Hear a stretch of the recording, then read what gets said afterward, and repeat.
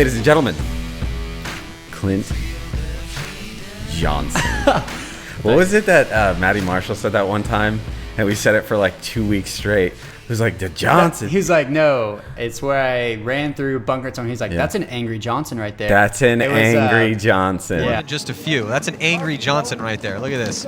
He comes around. He'd already shot him, but just continued to put it on the back. PSP Dallas, last one. Shout out. RIP PSP. RIP. Clint Johnson, welcome to the first look, second episode. Boom. How you feel? I feel good, man. Yeah. AC's just right. Sun's up. Yeah. No complaints. You just got back from your first practice with X Factor. What was that like? Didn't make the cut. Didn't make it. That was it. I'm out. They made you quit. If anyone's looking, no, it was a good time. Yeah. Met with the dudes. The out of town guys weren't there for the first initial practice, which was Billy and LJ. So it was the locals, if you will. But it was awesome, man. Everyone's super hungry this year. Proud to have me. I'm proud to be there. Just chasing this W. Yeah. Mm-hmm. You gonna get one? Oh yeah, the vibes are strong. Yeah. What's it like? I mean, you so you started on your pro debut, like we'll call it, was the cookie, the rookie. Yep. With Omid. Yep. Shout out, man. And on Texas Storm, you know, growing up watching, playing against, you know, what was the story behind your experience with X Factor going all the way back? Yeah, I mean, initially on Texas Storm, we tried to practice teams better than us, of course, before the event. So we'd always reach out to X Factor, and we would show up those weekends with X amount of paint, shot a lot of paint, got beat a lot against those guys. So I didn't really like those guys for the longest times when it came to practicing them. But all of them have always been super cool, super friendly off the field. But yeah, I mean, we'd practice against them all the time, play against them all the time, and it was good. Definitely was good to look up to them. I played my first event in 2010 at Chicago Badlands and waited in line to get a poster from those dudes. I mean, I've always looked up to them. So it's definitely, you know, a warming feeling finally being on the roster and playing alongside those guys that I've watched for X amount of years. You know, watching AC play this year, why leave them? You guys were making Sunday every event. I mean, like, real talk. Yeah, man. I mean, you know, there's a lot of good movies out there, but they all come to an end, you know, nothing wrong with the movie itself. So I'd say that's kind of what took place there. Yeah. Greg Pauly, phenomenal coach, phenomenal mentor. Yeah. Have a lot of respect for him, but I just felt like personally I had hit a plateau on that team. We were a slower team, as you could tell, a lot more methodical. And I just wanted to play more aggressive and play with people with that same, you know, mentality, which is definitely what X Factor brings to the table. So like I've said in the past, you know, you are who you associate with. So if I'm around those guys more often, that's the playing style that I'm going to adapt and be able to excel at. So that's the main reason. There wasn't, you know, any hard feelings with the guys or Greg or anything like that. It was just, you know, wanted to begin a new chapter with a new theme. Well, let's talk about your stats. Cool. Let's look at your stats. Stats. Clint Johnson. The stats are a scam. Clint Johnson, 22 kills, 35 points played, 629 KP ratio. Let's look at your team stats. How many kills? AC Dallas. For me, AC, said 22. Dallas. It's a lie. See if I can Didn't spell get here. a single kill. AC Dallas. Matt Jackson, 29. Clint Johnson, 22. TJ, 14. John Jackson, 10. Nico, 5. Nico struggled at Cup. Yeah. What was that about? Didn't charge his chakras, man. His rocks were off balance. I don't know. No, I mean, you know, with AC, honestly, we kind of get in a rhythm in terms of who we play. So there's a lot of weight on, you know, specific players. And I think that's kind of where Nico, you know, was at. You know, if he had a bad point, didn't play for X amount of points, and would get out there and be cold. So I think that's just something he dealt with throughout the season. I love Nico to death. And I was extremely ecstatic to see him move to Heat. But again, Heat does have a 10-man roster. So it's, again, you know, how is that going to work out in terms of points played and coming out cold, et cetera, et cetera. So I think that's just something he kind of fell into, honestly. Matt Jackson, dropping 29 kills, 14th place. You did 22 kills, 22nd place. What's it like playing with Matt? I mean, VCK guys going way back. Man, those guys like slow paintball for sure. That's not something you enjoy. Not really. I mean, it was fun because it was working for us initially in the beginning stages of an event in terms of, the prelims and maybe that first match on Sunday. But, that was just getting caught on by other teams, and they'd basically do their homework. And then when we'd get to the Sunday match against the better team, like Impact or what have you, I mean, they knew, every card we were putting on the table. So that was a struggle. But playing with Matt himself, I mean, he's a great paintball player. I mean, dude has phenomenal gun skills. He's smart. He typically outsmarts the guy in front of him. So, I mean, it was a lot of fun playing with him. I'd get reps with him. Typically on the snake side, we work together. And then if I was on the Dorito side, I'd typically work with TJ, who, again, is another phenomenal player. So I typically had a lot of support in terms of whoever I was playing with on whatever side. Who do you just hate playing against? You slide into Snake 1. Who's the one person you're like, God damn it, I don't want that guy there? I'd say the guys that don't look at you, honestly. Because if they don't look at you, they're hard to kill. So, like, typically with guys like, Mouse or Chad George or whatever, like, they're going to play fairly aggressive, or Keith. So I think, when it comes to those head-on battles, it's anyone's game, honestly. You can come out a second early or a second too late and get caught. So it's the guys that don't look at you that are honestly not fun to play against, because if they don't give you anything, it's extremely hard to kill them. So I'd definitely say those are the players I don't like playing against. Let's wrap up your stats at World Cup. 22 kills, 35 points played, 629 KP ratio. How do you think you did at Cup? You happy with it? I mean, yes and no. There were points I definitely felt like coming off like, okay, I gave that point everything I did that correctly. I'd always try to self-evaluate myself. I'm very hard on myself. I'm very competitive, including with myself. So a lot of points I did feel good, and then there was points that just did not feel good. I know there's one point where Fuzz and I were in a 2-on-4, I believe, with Boom. And I don't know how, but I just would blind shoot every once in a while to check off the snake corner guy, killed him. They filled the corner, and I killed the second guy. And then it was Fuzzy, and I came down to a 2-on-1. We were up, and then we both knew where the last body was. He was in like the 50 Dorito. Instead of working out, I took a big bite into the snake. That guy shoots me, and then him and Fuzz trade. So it's like, okay, we were already projected to lose that point, and we brought it back, but yet I made a dumb move, died. Comes down to a 1-on-1 again. One-on-one's going to be whoever, just happens to get that point, honestly. I think luck plays a big part in that. So there were definitely points I felt confident with, and then there was points like that are like, oh man, we just brought it back to a 2-on-4, and then we lost. Basically, we lost a 2-on-1 because we didn't get that point. So I'd say I definitely felt I could have done more at World Cup. And again, it's World Cup, so I mean, you're training all year for that, and you've been through multiple reps in multiple different situations. You can keep that in the back of your head when you get to that event. So definitely wish I would have played a little bit better. But, I was playing everywhere, snake side, up the middle, Dorito side. So I think that definitely helped me. Playing all around definitely allows you to learn the field more effectively and learn more shots and get more comfortable. So it was, for myself and for the team, it was a good event overall. Let's talk about that one-on-one. We're all fairly certain you cheated your ass off. Hey, like you're laughing. You know exactly what I'm talking about. My dad, Mark Johnson, told me if you aren't cheating, you ain't trying. So I'm just trying to make my dad proud. Shout out. It's a win right now. Yeah, he's got to go. You have to force this gunfight. And then he's just going to cut through. Ooh, did he get him in the loader? No, he didn't. Great job by AC Dallas. They are going to, still alive. AC Dallas. Johnson's able to stay alive. They hit the buzzer.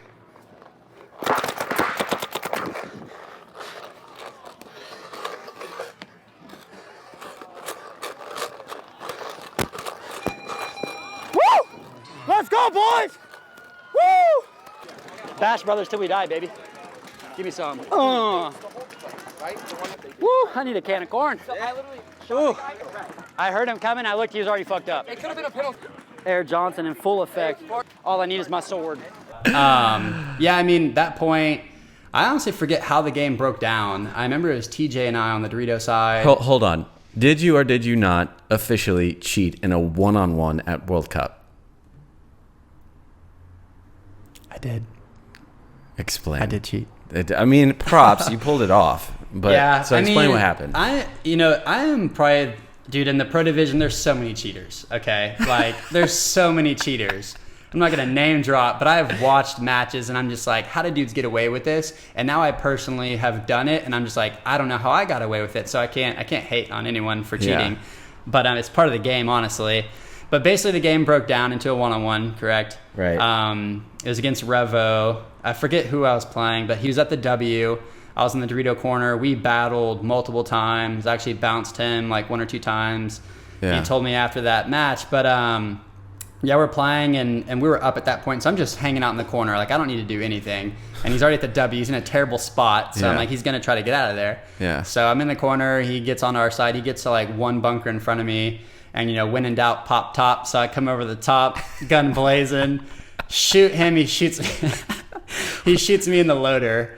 So I just come down real hot, go to like run for the flag station, just kind of wipe the loader hit off, and I'm just like selling it to the crowd, and the refs are only looking at him, and my heart's racing, and the crowd's going crazy. So I'm like, sick, shot him, cheated, but I have to go hit this buzzer. This is getting kind of awkward. So I just start selling it to the crowd, like pumping my gun up, running to the start gate, and then they concede the point. So I'm like, yes. So I just take off to the pit, just heart racing, because I knew if I would have got caught for that. Did anyone catch you doing it? No. No one. I Someone in the swear. pit asked me, did you get shot? And I was just like, no, because I was too scared that Greg was going to overhear that I got shot and have like a heart attack. What would he do if he caught you cheating? Is he really gonna say something like you're sitting? Like, no, come on, you just one on one. No, he'd be like, pass me my blood pressure meds because I'm freaking out or something. I don't know. he'd just be pissed. So I had to do the right thing for Greg, for myself. And I swear, when it happened, everybody who was watching replay in the production booth, and even I'm pretty sure it was Maddie Marshall on comms, was like, did he just wipe that? Like, oh jeez. I'm gonna go back and check that, but you check it because it was awesome. It was awesome. I've only cheated Props. a handful of times, and that was definitely the most sketchy. Because again, a one-on-one, right? There's how many refs are out there? 10, 12, whatever. They're all looking at you. No, the reason I know for a fact that you cheated is because we have slow motion clip of you wiping your loader, and it will be on this. Don't you worry. All right, so you join X Factor. The draws just came out a couple hours ago. Correct. AC Dallas. You guys are playing AC Dallas, Iron Man. Who are they? Iron Man, PC Katana, and your out of bracket match is Russian Legion. Oh, okay. So let's talk about first one, AC Dallas. Yeah. Right out of the gate. Boom. Just coming at you live. Yeah. You looking forward to that, or? I am looking forward to that. I mean, again, Greg Pauly, love him. Love those players on the team. New pickups? So new pickups, they got Eddie Painter coming on board. Right. They've got Brad McCurley, who is a phenomenal player, definitely helped Infamous with, their success. And then Ryan Hall, actually, who's in the organization, was playing with AC Diesel. He's getting brought up. So good friend of mine, happy to see that. It's almost like corporate America, right? It's like the guy up top gets fired and they bring up the next guy.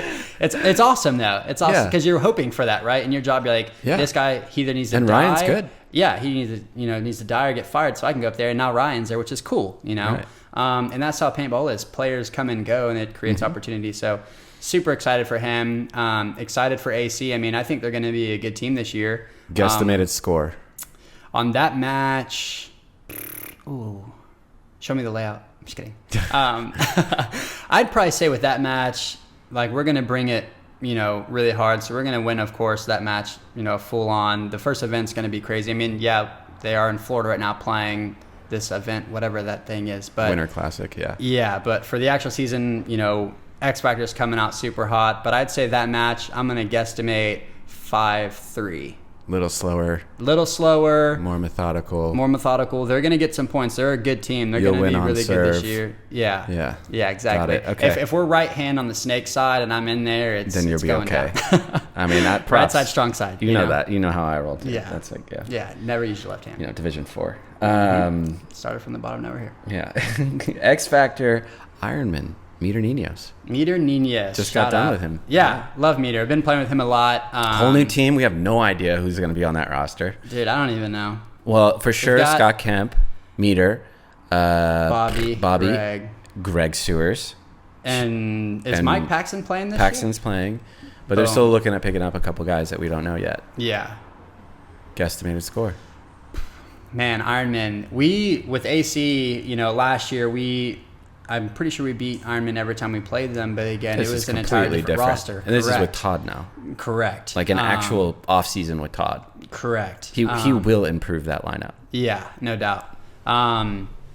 With that match, from Ironman, from those guys, same thing, right? They're not a sit-back team. They want to take spots. They want to take territory off the break. So that's definitely going to be a good battle. I think that match, honestly, with them, it's going to get to the point, whichever way, where one team's going to get up and the other team's going to keep coming. And when it gets that situation, it's almost like the points go quick, whether whoever's winning or losing. So that one, I'm going to say, to call that one, I'm going to say 7-2 X Factor. Wow. But the points are going to be extremely close. It's going to come down to, sides flipping the field. It's going to get crazy. That's going to be a fun match to watch, absolutely. Yeah. But I'm going to say the score isn't going to show how the match went, but I'm going to say, 6-2, 7-2, with us coming out on top, absolutely. I know nothing about PC Katana.